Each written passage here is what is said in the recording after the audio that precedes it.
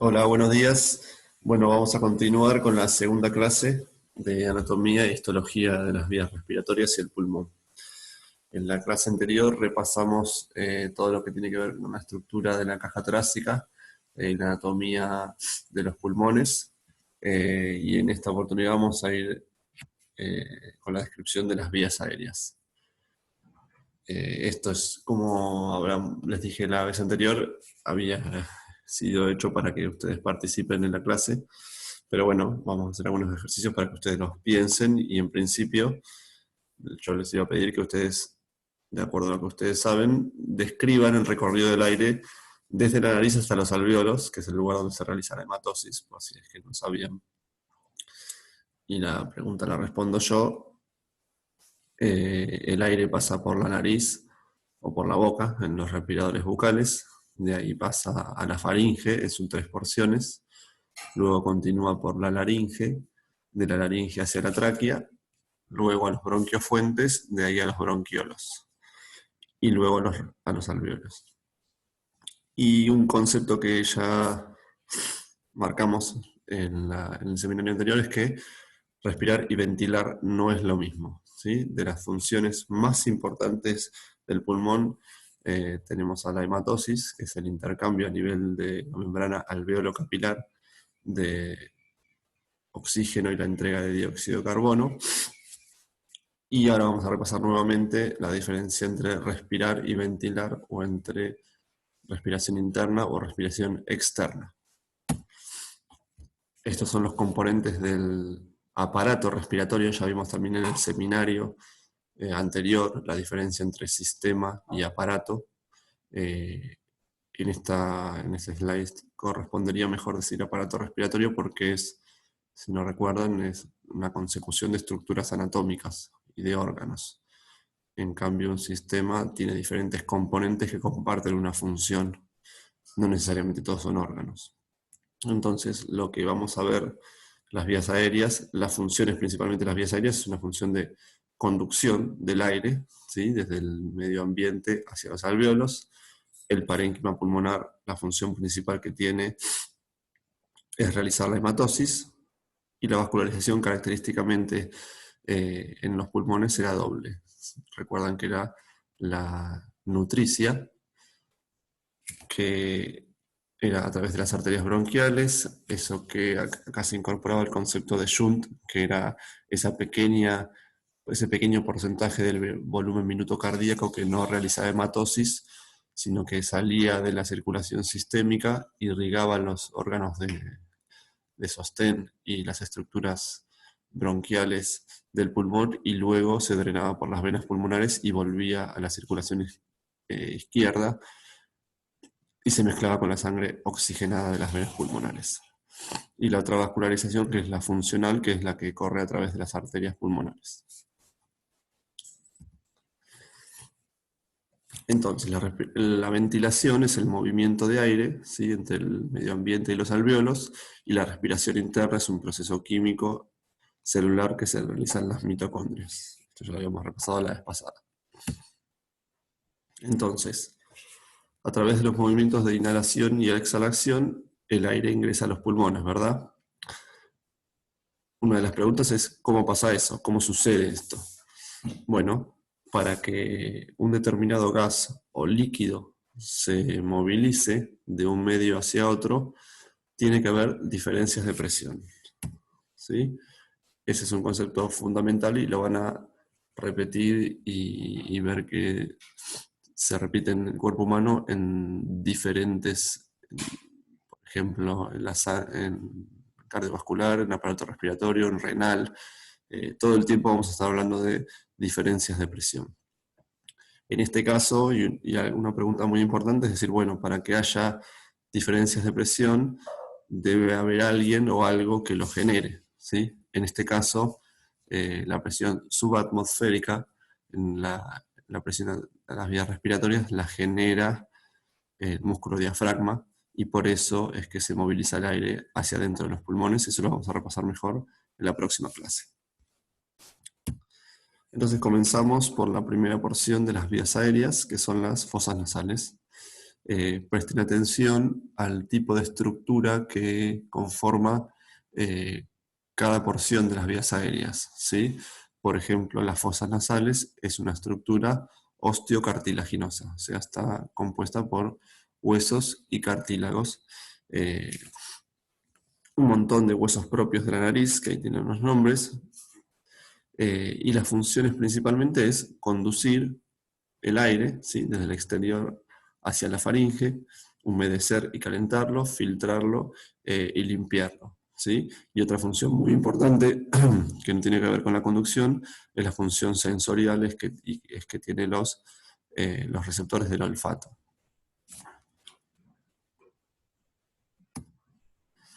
Asociado a las fosas nasales, que son como si fueran tubitos que conducen el aire desde la atmósfera hacia la rinofaringe en este caso, están asociados los senos paranasales, que seguramente alguna vez ustedes habrán escuchado, que son espacios aéreos dentro de los huesos del cráneo, ¿sí? Los huesos que tenemos en el cráneo son cavidades huecas, y dentro de esas cavidades huecas se localizan los senos paranasales. Tenemos 4, en esta foto podemos ver 3, que son los senos paranasales frontales, los etmoidales, que están dentro del hueso etmoides, los maxilares, y el seno esfenoidal, que está dentro del hueso esfenoides, que está en el centro del cráneo, por eso es que en este corte no lo podemos ver.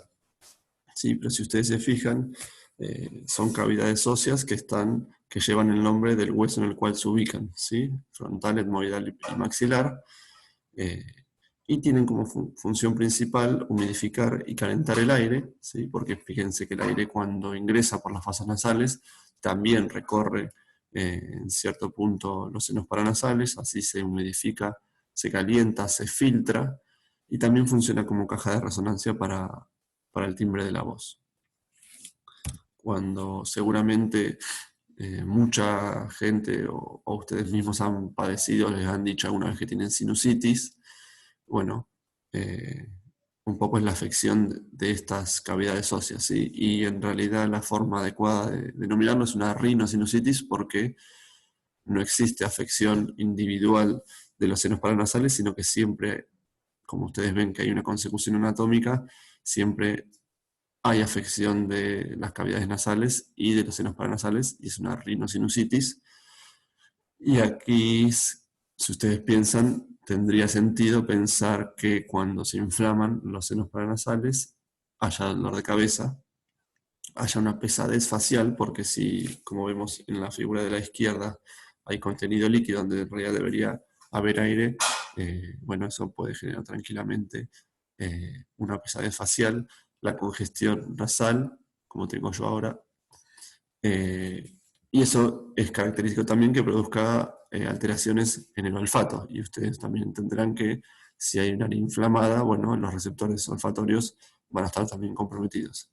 Y el dolor dental, que a veces también se produce, tiene que ver con la irrigación nerviosa, con la inervación de estas zonas que se comparten, digamos, tanto en las arcadas alveolares como en los senos paranasales, por eso es un síntoma aledaño también.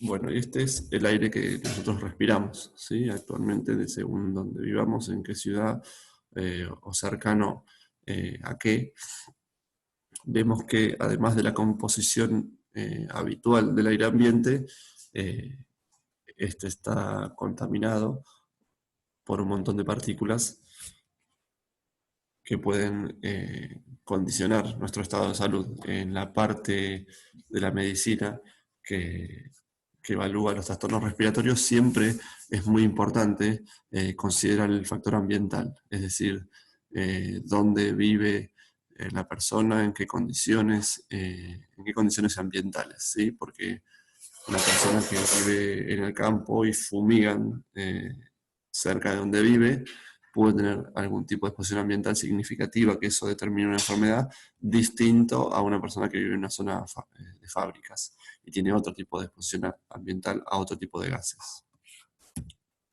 Y todo eso es lo que nosotros respiramos o ventilamos. Entonces, la composición habitual del aire ambiente, la habrán escuchado o la habrán estudiado alguna vez en su vida. El aire ambiente está compuesto principalmente por nitrógeno, ¿sí? En un 78% y un 21% de oxígeno. Por fuera de ello, ¿sí? Tenemos el dióxido de carbono, que es lo que nosotros eliminamos con la respiración y se produce a través de otros gases. Sí, es un compuesto que se produce como desecho en algunas industrias. Argón, y en este 0,17% que es otros gases, que nosotros podríamos decir, bueno, es un porcentaje insignificante, ¿verdad? Bueno, ahí es donde pueden ingresar otros gases que puedan ser también dañinos para la salud. Entonces, los contaminantes habituales del aire ambiente pueden ser gases, ¿sí? Como por ejemplo veíamos en esta imagen, ¿sí? En la imagen de la fábrica, ¿sí? O pueden ser partículas, ¿sí? O sea, algún componente que no se mezcle directamente, que no sea un elemento gaseoso que se mezcle con el nitrógeno y el oxígeno, por ejemplo, sino que sean aerosoles, que sean micropartículas que estén flotando en el aire, ¿sí? Y eso también obviamente nosotros lo vamos a poder inhalar, ¿sí? Y la cantidad de partículas que estén flotando en el aire va a depender, por ejemplo, de la humedad del aire ambiente. Mar del Plata es una zona húmeda, por lo tanto tiene muchas partículas flotando en el aire, por lo tanto es más común que personas que viven en Mar del Plata tengan afecciones respiratorias más que las personas que viven en climas secos, por ejemplo. Bueno, continuando con la vía aérea, acá tenemos un repaso grande, entonces ahora nos tocaría repasar lo que corresponde con la faringe. Así como la cavidad nasal es una estructura osteocartilaginosa, y eso nos hace pensar cuál es su conformación anatómica. La faringe es una estructura músculo-membranosa, o sea, solamente está formada por músculo y membranas. Por lo tanto, es una cavidad virtual, ¿sí? Es una cavidad que habitualmente está toda comprimida, ¿sí? Porque se abre solamente cuando deja pasar el aire, ¿sí? Que eso discurre por pequeñas aberturas que se produce, o cuando pasa la comida, porque esto es un órgano que comparte tanto el sistema respiratorio como el sistema digestivo, ¿sí? Como dije, tiene una estructura músculo-membranosa y tiene 3 porciones, ¿sí? La que se ubica por detrás de las fosas nasales, que es la nasofaringe; la que se ubica por detrás de la cavidad bucal, que es la orofaringe; y la hipofaringe o laringofaringe, que es la que está por detrás de la laringe, ¿sí? Esta última porción es del aparato digestivo y es lo que se continúa con el esófago en el sistema digestivo. Y la epiglotis, en este caso, que es un cartílago de la laringe, cumple una función especial que ahora vamos a repasar. La faringe, ¿sí? Como ustedes ven acá en estos cortes, un corte sagital y un corte coronal. En el corte coronal, que es el que se ubica por aquí abajo, estamos viendo desde la cara posterior, ¿sí? Es un corte coronal, estamos viendo la cara anterior de la faringe vista desde atrás, ¿verdad? O sea, como el rostro de este preparador anatómico estaría mirando para el otro lado, ¿sí?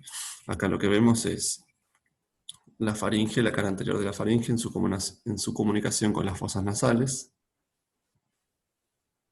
¿sí? Sería la orofaringe, y acá sería la hipofaringe, y este huequito que vemos acá, ¿sí? Es el inicio de la laringe. Tiene 2 tipos de grupos musculares, y esto tiene que ver con su función, ¿sí? Que se denominan músculos constrictores y músculos elevadores de la faringe. Los constrictores tienen función para cumplir con la peristalsis que inicia el sistema digestivo, y los elevadores elevan la faringe también para la función de la deglución.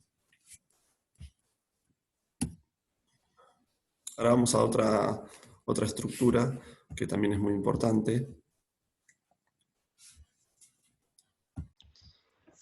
Bueno, y aquí vamos a repasar otra estructura muy importante y muy compleja, que tiene pocos centímetros de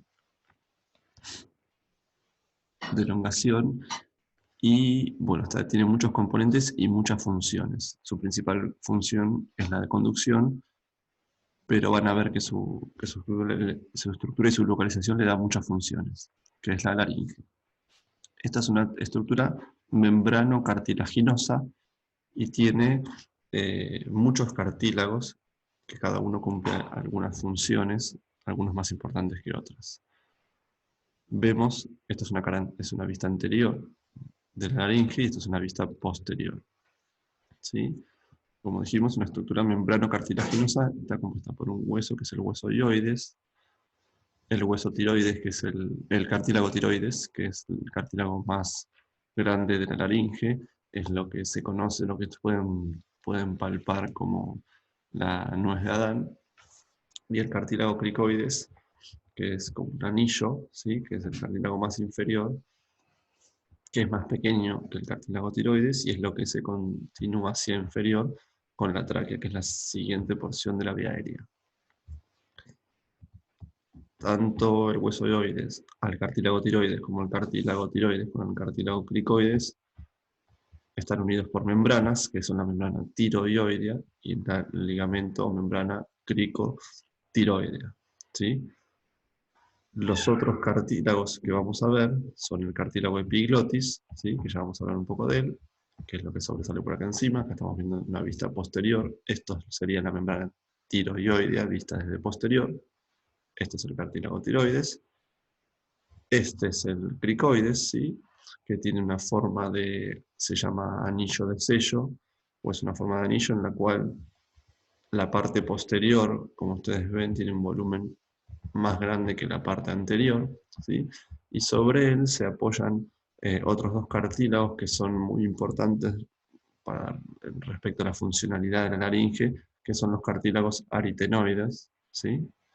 Que se apoyan y se articulan con el cricoides, ¿sí? Entonces, la laringe consta de 9 cartílagos, 3 impares y 3 pares. Los impares son el cricoides, la tiroides y la epiglotis, y los pares son los aritenoides, los corniculados y los cuneiformes. De estos 3 pares, digamos, el más importante es el aritenoides porque estos son muy, muy pequeños y no cumplen prácticamente funciones, pero los aritenoides sí son muy importantes. Esto que vemos acá arriba es una foto del cartílago tiroides, que es el más grande de la laringe, y como ven, tiene como una forma semicircular o una forma de V con 2 láminas, ¿sí? Y accidentes que la hacen articularse, y de aquí nacen las membranas y se insertan los músculos que cumplen parte de sus funciones.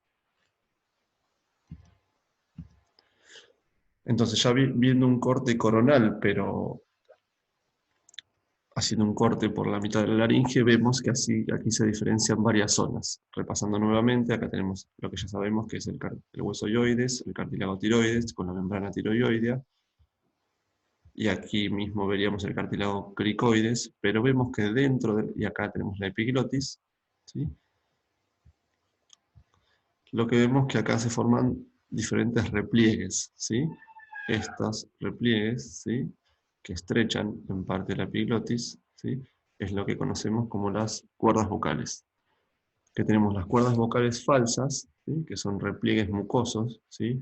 Son solamente mucosa que se repliega, y las cuerdas vocales verdaderas que, como ven ustedes acá adentro, vamos a repasar más adelante, tienen músculo dentro. Esto que tengan músculos dentro, como ustedes imaginarán, es lo que le permite que las cuerdas vocales tengan movilidad, y esto es fundamental para la fonación.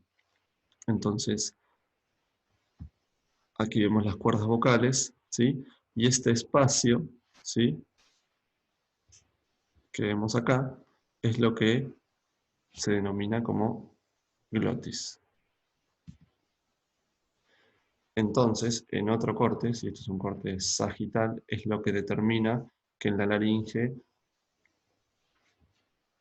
definamos tres espacios. El espacio supraglótico, por encima de la glotis, por encima de las cuerdas vocales, la glotis, que es el espacio que queda entre las cuerdas vocales, que es un espacio mínimo, y la subglotis, ¿sí?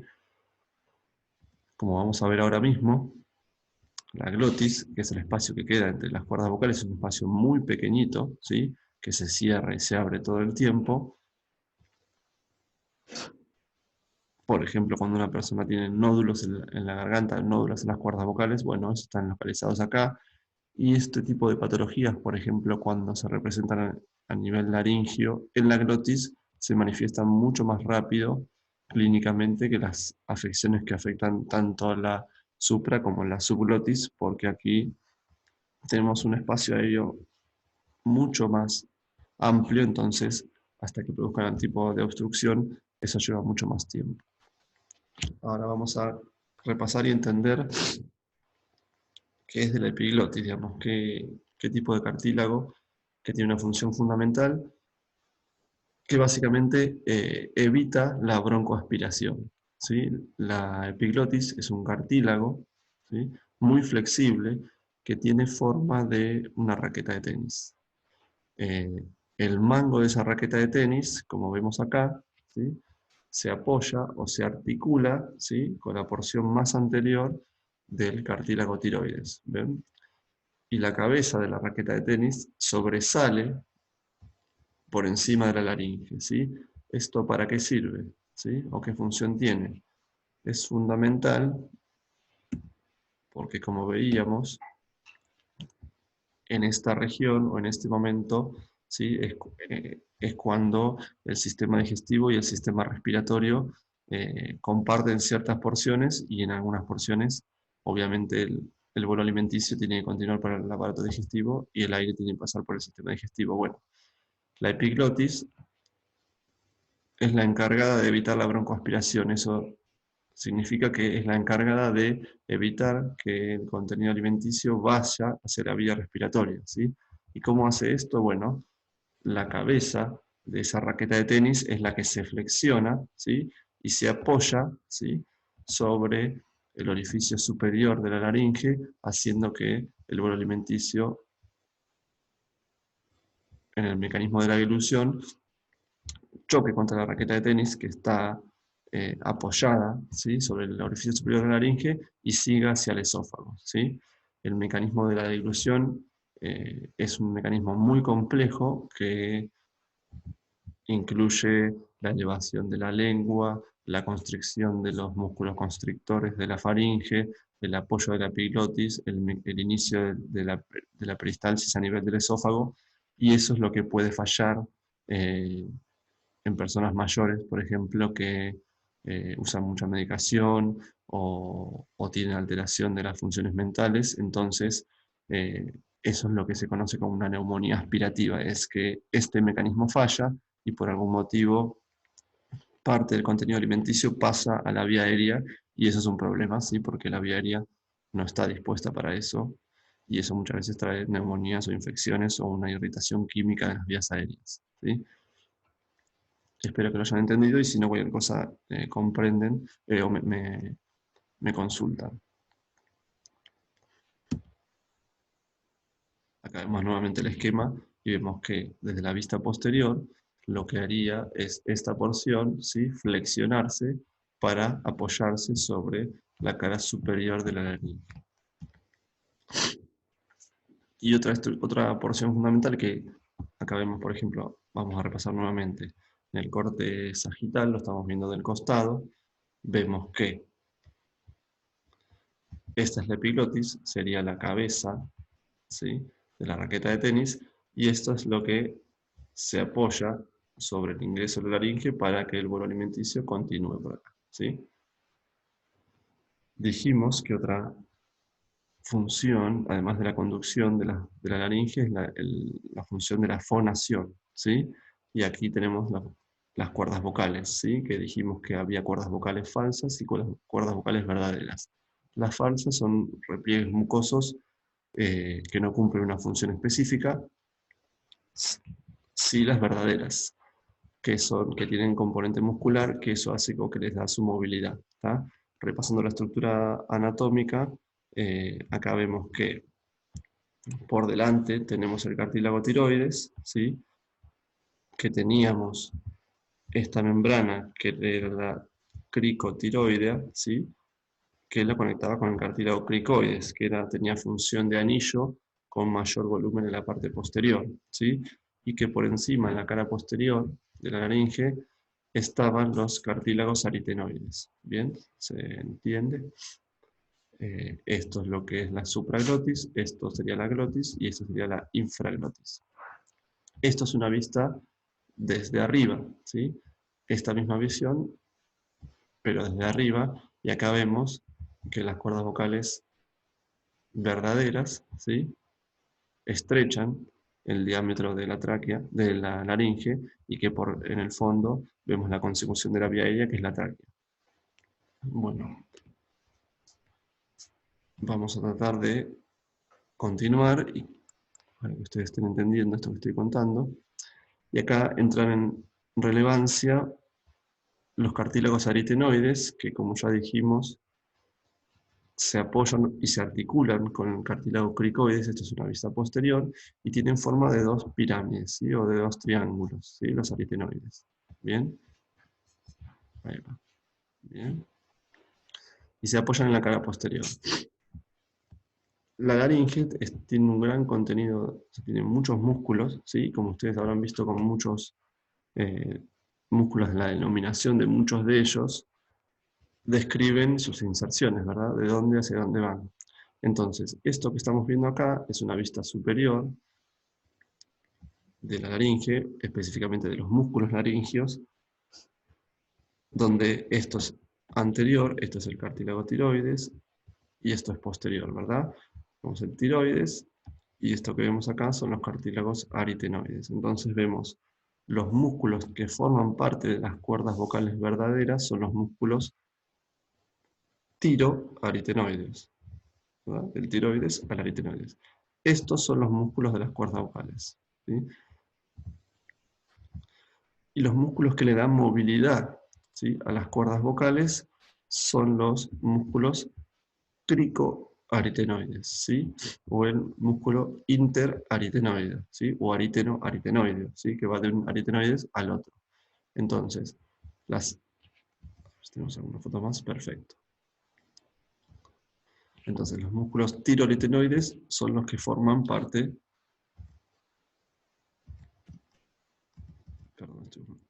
de estos músculos, ¿verdad? Bien, en este corte se ve un corte coronal de estos músculos, ¿sí? Que se van desde posterior hacia anterior, desde el cartílago aritenoides al tiroides o viceversa, ¿sí? Y los músculos que le dan esa movilidad son estos músculos, ¿sí? Que van del cricoides al aritenoides, ¿sí? Y al traccionar abren o cierran esas pirámides o esos triángulos que son los aritenoides, y eso es lo que le da la movilidad a las cuerdas vocales. Esto es lo que genera el músculo tiroaritenoide, también es lo que le da tensión a las cuerdas vocales. Como ustedes habrán visto o escuchado, o alguna vez les habrá pasado, las personas que tensan, que tienen una tensión por demás de las cuerdas vocales, son aquellas que, por ejemplo, en situaciones de ansiedad o nervios se quedan disfónicas. Bueno, ¿qué pasa con eso? ¿Cuál es la dificultad o la disfunción en ese caso? Bueno, es una sobreutilización o una mala utilización de los músculos laringios, ¿sí? Que hay gente que vive con una excesiva tensión de los músculos localizados a ese nivel.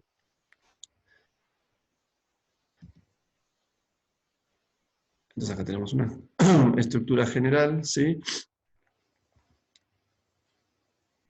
Pero es muy importante que ustedes comprendan que la estructura general de las cuerdas vocales verdaderas, más que nada, que existen unas falsas, que las verdaderas lo que les da la funcionalidad es la contención de músculos, que lo que hace que las cuerdas vocales tengan esa movilidad son la movilidad de la articulación de los cartílagos aritenoides sobre el cricoides, y que esa movilidad se la da a los músculos cricoaritenoides.